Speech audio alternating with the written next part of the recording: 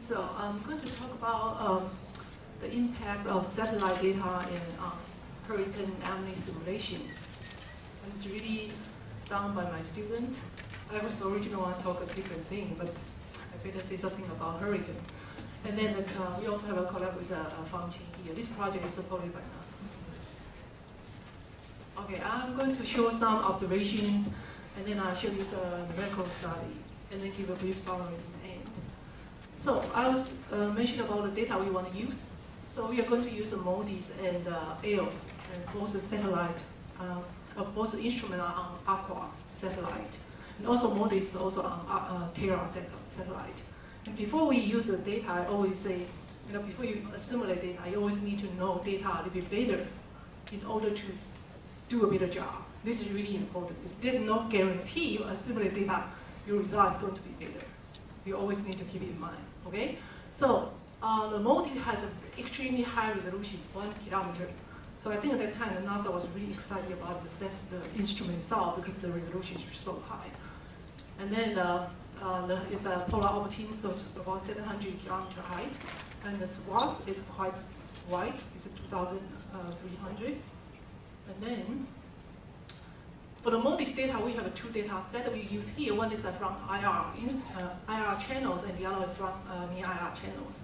So I want to say something about the data itself too. So the IR channel is really basically used more like a statistical regression algorithm. So it's more based on statistical.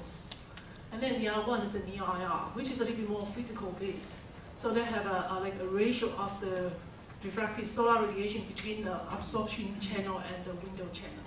So for this algorithm, the reflection of surface is also very important because how much reflect from the surface will determine the ratio, which is going to tell you what's the total precipitable water.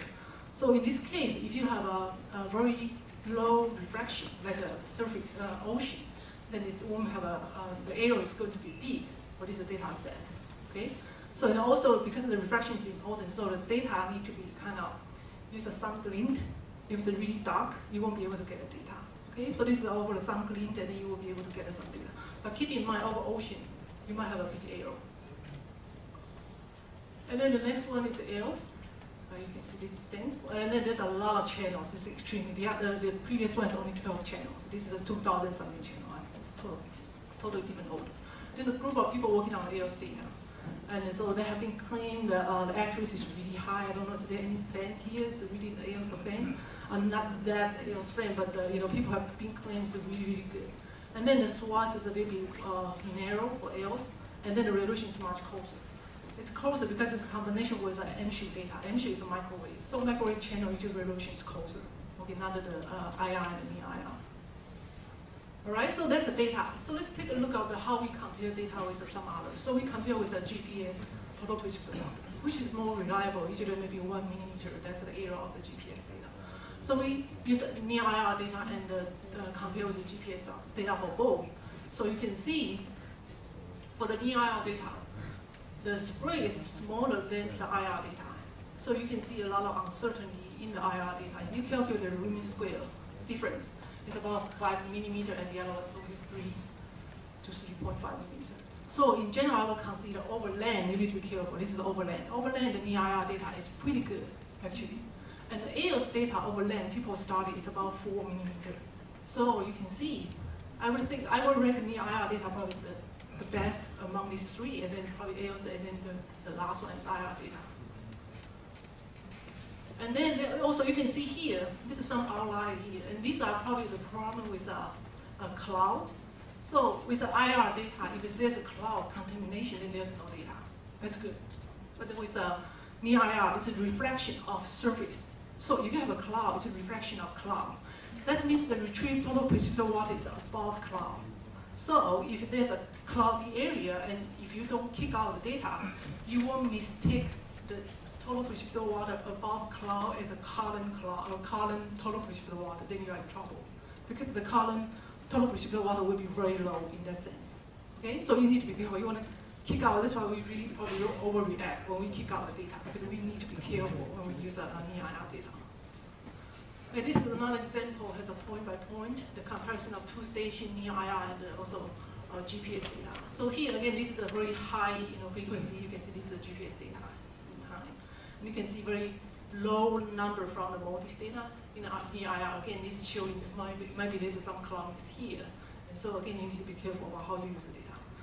And this is a case we did it before, and I just wanted to give you a favor about feeling about how the data have impact to the severe weather on overland.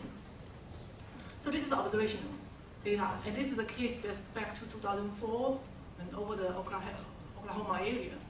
And then we did a control run, which pretty much didn't do anything right and just made something wrong here. So you can see a lot of precipitation in this area, but there's missing all the missing data, rainfall data here, right? So we assimilated near IR data. Again, we believe the near IR data overland is probably better. And you can see here, after you assimilate the MODIS near IR data, it's not really perfect, but at least you catch the precipitation here. You also catch some precipitation a little bit here, but not much. You're missing this area here. But then you get rid of this precipitation falls along here. Okay, so that's kind of very impressive, right? So why? We did a little bit like a backward trajectory. So if you look at this one, this is like an increment of the total precipitable water after you assimilate MODIS data. So you can see, this point trace backward about 33 hours. And then you can see where's the original coming from eastern Texas. So it's a lot of moisture added in after you assimilate MODIS data. So you got the that nice feature there. And then for this one, sorry, click on that one. And for this one, you see the false alarm gone, right? So if you go back, trace backward, it's over here, it's coming from this area, and which is really too much moisture at the beginning. So it's dried it out, and so you clean up the rainfall here. How about here? You miss the rainfall over this area. And it's coming from over the Gulf of Mexico. And unfortunately, the near IR data over ocean is not that good. Let me show you. I didn't have that one. I'll show you later on. I thought I have that one. Okay, so over the ocean. Now we have to be careful. Overland doesn't represent the data quality over the ocean. So we're going to look over the ocean. You look at this one.